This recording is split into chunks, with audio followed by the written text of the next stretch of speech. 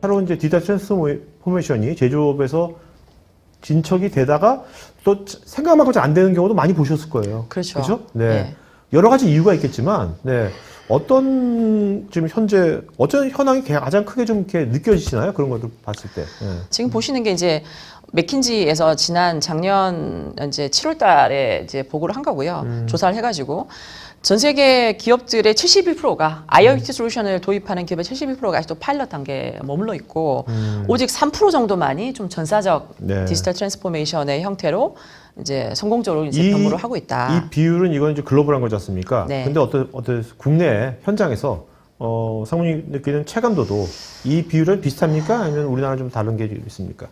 되게 비슷하고요. 아, 비슷해요? 되게 비슷하고 저는 개인적으로는 뭐 비슷한데 특정 현장 영역의 혁신까지 간 기업이 26%가 될까라는 퀘스천이 있습니다. 예. 자, 이렇게 되는 뭐 이유가 있을 거 아닙니까? 여러 가지 이유가 있을 텐데, 네. 어떤 상무님 보시는 이유는 어떤 것들이 있을까요? 네. 그러니까 단순하게 뭐 실시간성의 데이터를 모아놓으면 되지 않을까라고 생각을 하지만 거기까지 가는데 시간과 노력이 많이 들죠.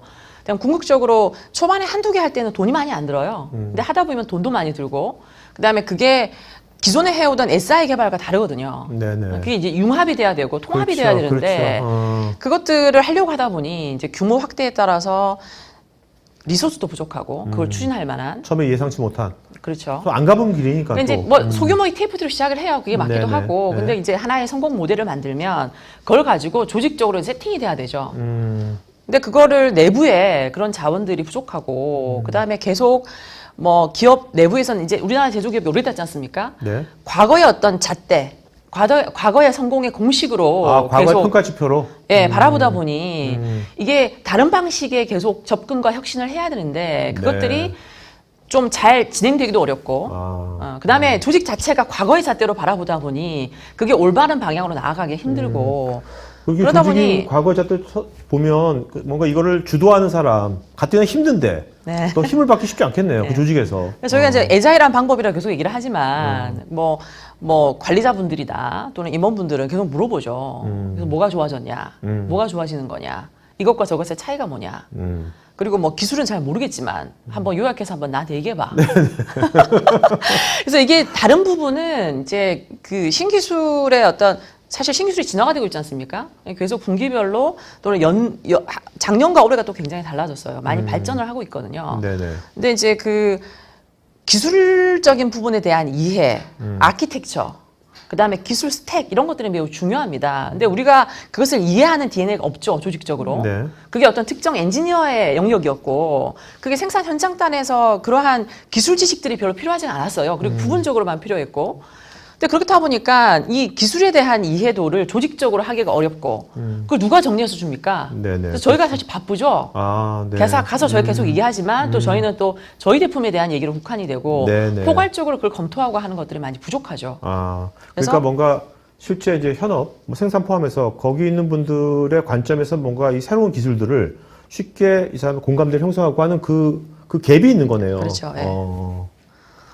자, 그리고 그러면 하다 보면 돈이 많이 들어요. 네. 예, 처음에 할 때는 돈이 적게 들지만 그걸 확장하려고 하면 사실은 뭐 그 자동화 비율이 높은 공장들도 물론 많이 있지만 식공장도 있고 우리가 기업이 오래되다 보니 노후화된 설비 장비들이 많습니다. 붙이면 안 붙어요. 네네. 그러니까 데이터 수집이 안 되는 거죠. 그럼 뭐 PLC를 사야 되고 이게 하다 보면 배보다 배꼽이 더 커지는 현상이 벌어지고 그런 많은 돈을 투자를 해가지고 한다고 한들 도대체 뭐가 좋아지는 거냐? 뭐가 좋아졌어?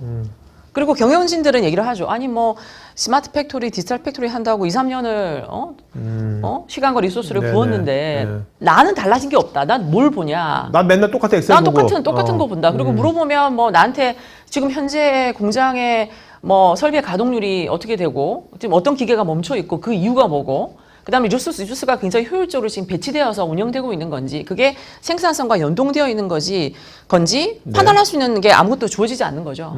그러다 보니까 계속 챌린지가 이제 이루어지는 거고 그러다 보니 계속 비용을 스퀴즈하는 겁니다. 네.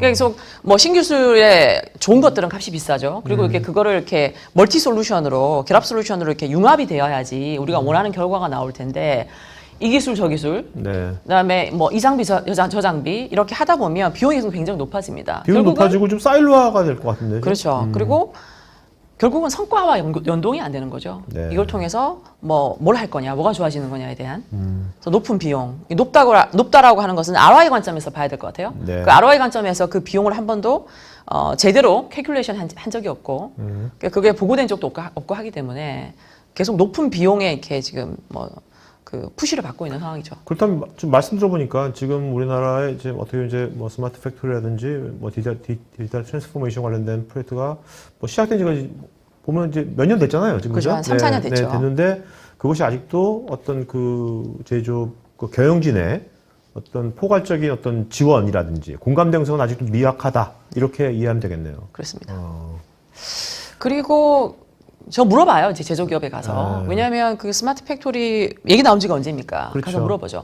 그럼 지금까지 한 것 중에 가장 임팩트가 있는 유스 케이스가 뭔가요? 네네. 근데 가장 모태가 될 수 있는 생산 라인의 뭐 결과가 뭔가요? 그 모태가 되고 있는 이 뭐 표본이 되는 모델이 되는 네네. 공장은 뭘로 바라보고 있나요? 그게 왜 이 공장인가요? 대표성이 있나요? 아니 가장 복잡한가요? 아, 네. 아니면 성과를 이루기에 뭔가 많이 회사의 어떤 그 전략이랑 많이 얼라인이 되어 있나요? 사실은 많이 없는 경우가 대다수입니다. 네네. 그래서 그런 성공 모델이 없고 그것이 임팩트를 주지 못하고 있기 때문에 진행하던 사람들이 계속 이제 추진력을 갖지 못하고 좀 주저하는 경우들이 많이 있고요. 정말 사모님 같이 그런 것들에 대해서 그런 포인트에 대해서 뭔가 화두를 던지고 퀘션을 던지는 역할을 하는 사람도 되게 중요할 것 같아요. 네. 근데 그런 사람이 내부에서는 쉽지 않을 것 같아요. 그런 질문을 던진다는 것이. 그렇죠. 상무님 그거 되게 잘하실 것 같은데 보니까.